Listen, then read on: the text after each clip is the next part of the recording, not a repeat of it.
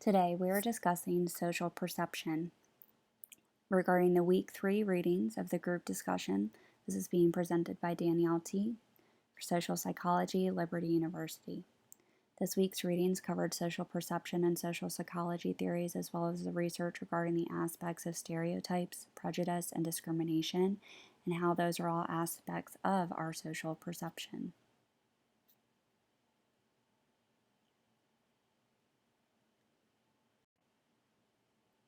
Theories in Social Psychology, edited by Derek Chade, chapters 6, 9, and 10. Research articles by Bashir and Shepard. The Ironic Impact of Activists, Negative Stereotypes, Reduce Social Change Influence, and Music Preference, Social Identity, and Self-Esteem. Social Psychology by Casson et al., Chapter 5, Stereotypes, Prejudice, and Discrimination. Week 3 Reading Material Summary. Generally, the overall arching theme and summary of this week's readings are regarding how social aspects are the root of why and how stereotypes, prejudice, and discrimination exist and continue to exist in our social society today. These social aspects, theories, and research have demonstrated how stereotypes, prejudice, and discrimination have improved over time. However, they still must be continued to be improved upon and reinforced through means such as social interaction, learning, and continued research. Chade, Chapter 6, discussed relative deprivation, understanding the dynamics of discontent. Relative deprivation is used to explain how individuals' comparisons they make their outlook, how they make influence their outlook when in situations of inequity. Relative deprivation has been conceptualized and modeled over time through and by various research and researchers. Can you think of a time when you experienced relative deprivation? It is important to note that many theories exist that relate to understanding and explaining relative deprivation. Self-categorization and social identification, making sense of us and them, the next chapter, chapter 9, an overview of social identity perspective, self-categorization and social identification. Social identity processes are at the core of our health and well-being. Multiple categorization approaches hold promise important to prevent and or improve our intergroup relations. Theoretical foundations and research regarding social identity were discussed in this chapter. Continued research is necessary, which is key takeaway from this chapter, because although social identity theory has significantly enhanced our understanding of intergroup relations, self-categorization and social identification are not sufficient to explain negative intergroup attitudes and behavior. Next, we discuss social categorization theories from culture to cognition. Social categorizations significantly impact how we think about ourselves and form impressions of others in our social work. In today's world, there are so many ways to categorize and explain how we are similar or similar to others. How we explain our identity, as well as our group identity, only adds to the multiple and multifaceted social selves that we are that comprise us.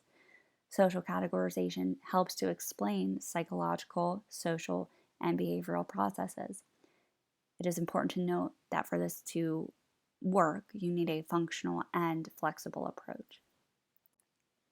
In the Casson et al. Text, Chapter 5, we discuss stereotypes, which are beliefs of others based on certain traits or characteristics, prejudice, which is negative feelings toward others based on the groups they are in, and discrimination, behavior directed against others because of their group membership. Chapter 5 also discussed the aspects of stereotypes, prejudice, and discrimination, providing an overview of how these have evolved over time, as well as changed, as well as how they're still persistent. But it did provide insight onto how these can be broken, although difficult. It provides many underlying causes that perpetuate the existence and provides explanation as to why we engage in these behaviors, such as stereotypes, prejudice, discriminations, these thoughts, these beliefs. Ultimately, we as individuals want to enhance our self-esteem and well-being, which sometimes is part of the reason. However, sometimes that comes at the expense of others. And just as research and theories have uncovered social aspects of stereotypes, prejudice, and discrimination, theories and research continues to be established to also aid us in bettering ourselves and the reduction of these social aspects. Next, we discussed the Bashir and Shepard articles. They dealt with social identity and self-esteem, first with Bashir in 2013, looking at social change, negative stereotypes, and the agents of social change.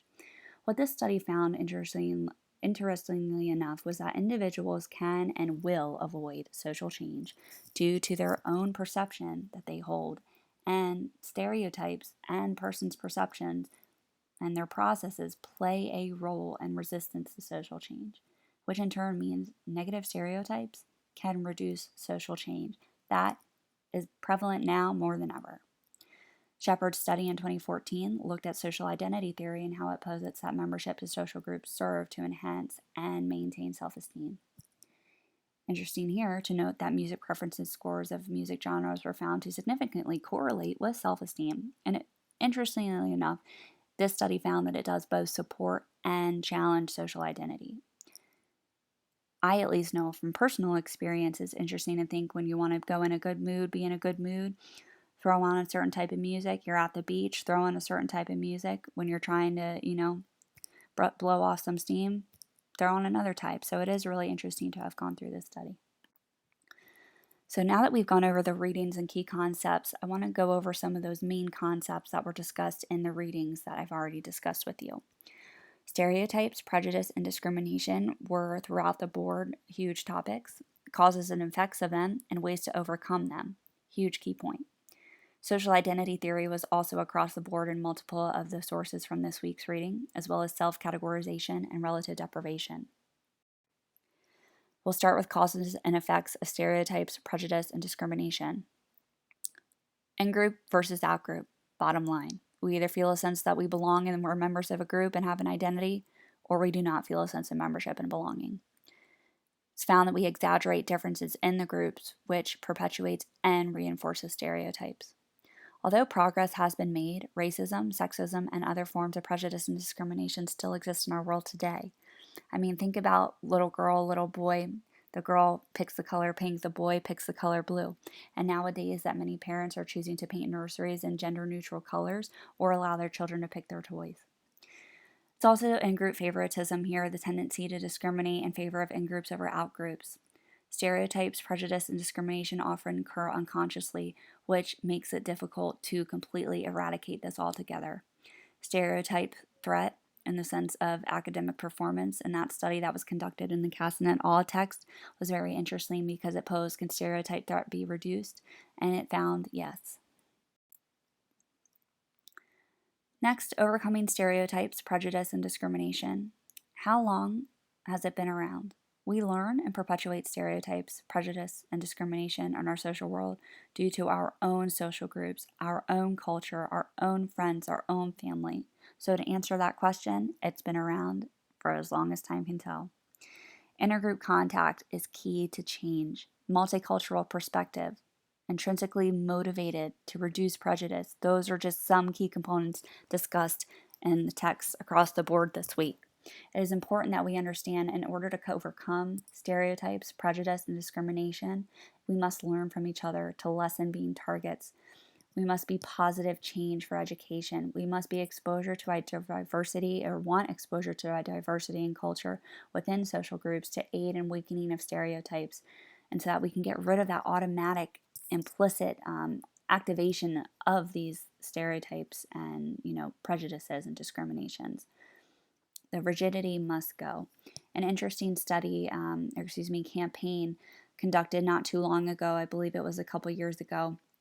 Many of you may have seen it through Under Armour. They released a campaign in response to women stating, "I'm pretty."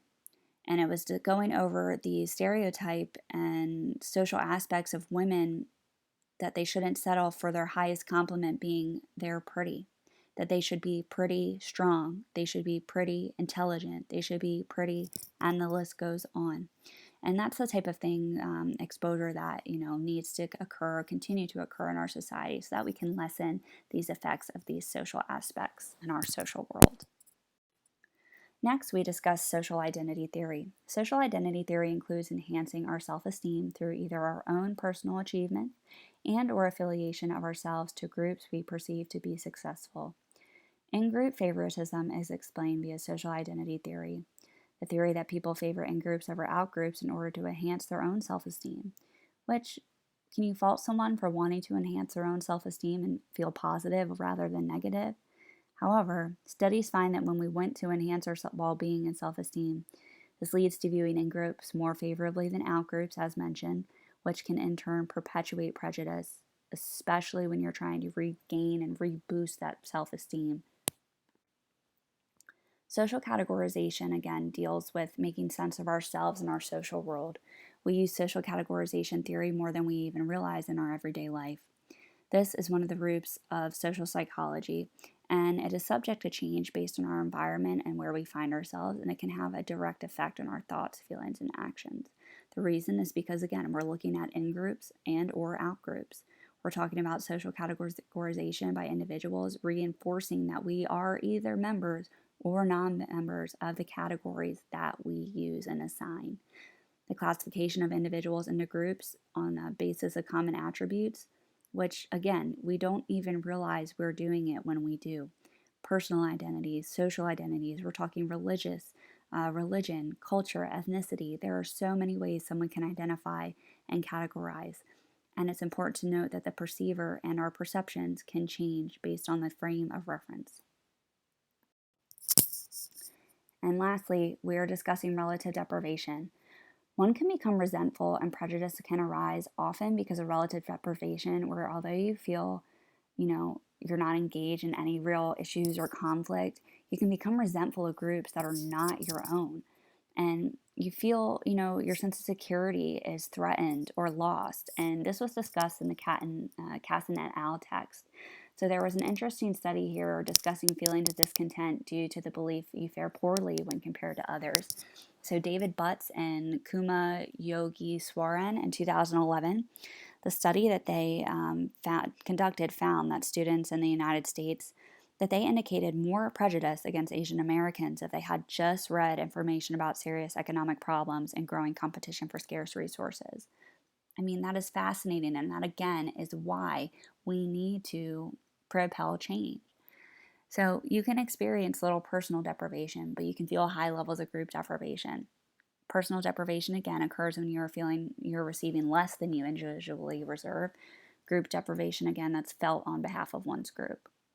Feelings of group deprivation, as makes sense in multiple studies, it has found are more common and more severe than feelings of personal deprivation.